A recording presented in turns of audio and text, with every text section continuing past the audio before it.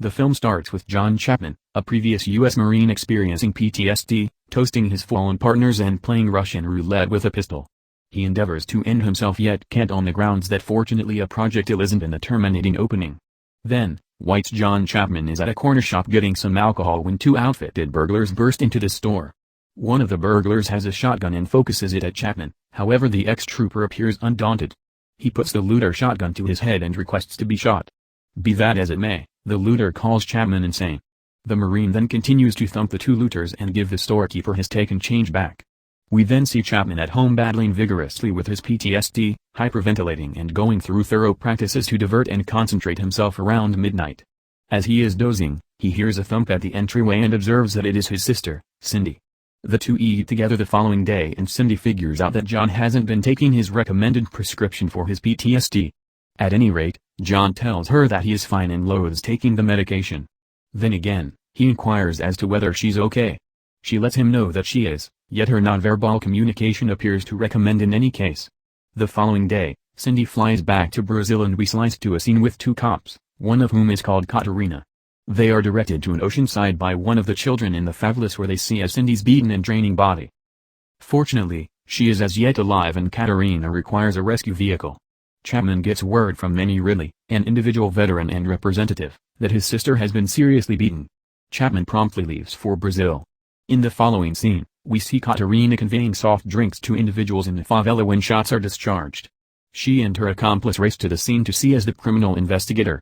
Santo and Burrow have proactively captured the suspects. Individuals in the favelas rapidly reverse the situation on the cops, be that as it may, preparing their weapons on them instantly. Santo requests them to set their best warrior in opposition to the police's best contender. Without further ado in a bet. On the off chance that the police lose, they leave and free everybody they captured. Assuming they win, they will pass on and keep on returning until Cindy's aggressor is found. The outcome is a confrontation between investigator Carlos Burrow and the best contender from the favela. Burrow takes care of the contender, and Santo guarantees individuals there that they will return. John then gets together with Manny and Santo with the investigator, permitting the ex-Marine to research the crime location with official Katerina. Afterward, when John goes to visit his sister in the clinic, he finds an Asian medical attendant infusing Cindy's IV with something. John doesn't associate anything with this until his sister begins having seizures, whereupon the specialists endeavor to settle her and let Chapman know that there are no Asian medical caretakers on their finance and that this was an endeavor to kill Cindy. John is then seen where his sister's body was found, and he attempts to research a young fellow staying nearby the scene wearing his sister's jewelry. After some battling with local people, it is uncovered to John that the young fellow, Kuka, is one individual that Cindy helped during her work in the favelas, and that the neckband was likewise a gift from her. Kuka then continues to give Chapman Cindy's diary, wherein a few pages have been removed dubiously. Chapman then utilizes a sandpaper to uncover a mystery concealed in it. He calls the number composed and orchestrates a gathering with the man on the opposite side of the telephone, Bruno. Bruno lets John know that Cindy had been exploring the horror vanishings in the favelas. Utilizing her associations, she had sorted out for a gathering with somebody that could completely expose the entire thing, and it requested Bruno to take photos of the gathering, having worked with a photographic artist previously. Bruno said he gave the first pictures to Cindy and will save the duplicates as protection for himself, yet Chapman can swipe them off him as Bruno goes to sit in the vehicle. It detonates, setting off Chapman's PTSD. Close to the crime location, he sees an Asian lady that closely resembles a medical caretaker. She gets away from in a vehicle after John gives pursue, after which he is gone after by obscure outfitted aggressors. John can stand his ground, and ultimately the drive-by shooters need to make their departure. In the meantime, Chapman and Manny Ridley research the photographs that John figured out how to get. The two arrive at the place of understanding that the Yakuza could be involved. He goes to the club and figures out how to defy the man, DJ Lima. The man lets Chapman know that he is a runner and that Cindy had the option to get him in the demonstration of making an arrangement and defied him about it. Tragically for her, Lima's client was additionally watching and Reasonable was behind the assault on Cindy. Lima then, at that point, lets Chapman know where he can track down the client. So Chapman takes off with Manny. Santo, in the meantime, begins a brutal strike on the favelas trying to kill every single needed criminal. His hit crew is seen causing gore in the favelas, killing a few group without thinking twice. Chapman comes to the lavish manor that Lima pointed him towards. Furthermore, there he finds an extravagant showcase of abundance in ladies and see a few group who appear to be high-positioning and extremely persuasive. The Asian lady is likewise here, and one of the gatekeepers drives Chapman to a gallery toward the back. As Chapman investigates the gallery, he sees a dark van pull up shipping youthful young ladies to the house. One of the young ladies is perceived by Chapman as Treat's sister Maria. Chapman is then gone after by the gatekeeper, yet the Marine can dispatch his aggressor without any problem. Back at the Favlas, one police officer finds a Japanese man stacking into a dark van and orders him to freeze while mentioning reinforcement from the rest. Santo and Barrero advance onto the scene where the police officer educates them regarding what is going on. Santo is going to shoot the criminal when he abruptly focuses the weapon at the youthful cop and shoots him in the head. Santo and Barrero are then uncovered to be working with the Japanese lady that attempted to kill Cindy.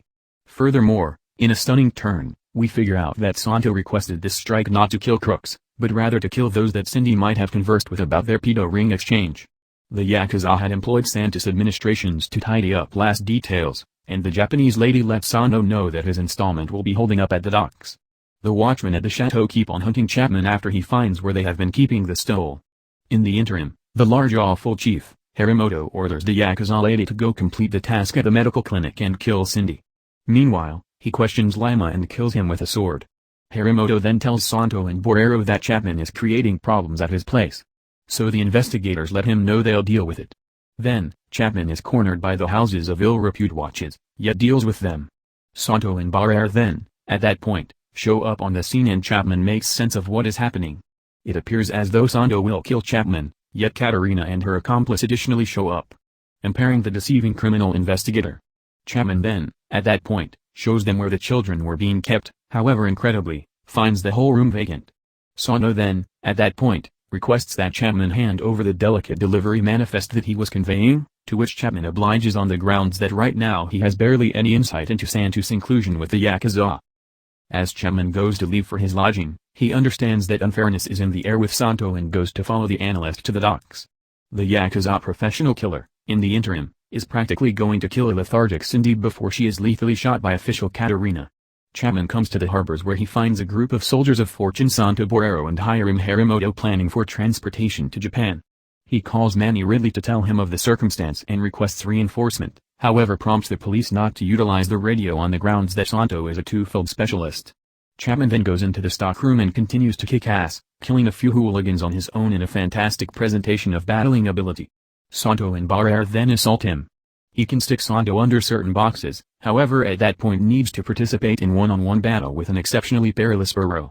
What follows is an unimaginable battle scene with a whirlwind of trades between the criminal investigator and ex-marine. Barrero shows unbelievable physicality, yet Chapman can overwhelm him. Santo then, at that point, breaks free and goes after Chapman, however the fighter can beat him without any problem. Barrero and Santo can get back up simultaneously, and as Chapman is gazing them both down, he is nearly cut up from behind by Harimoto, barely evading his blade cut. The three then assault him immediately and an enchanting battle results.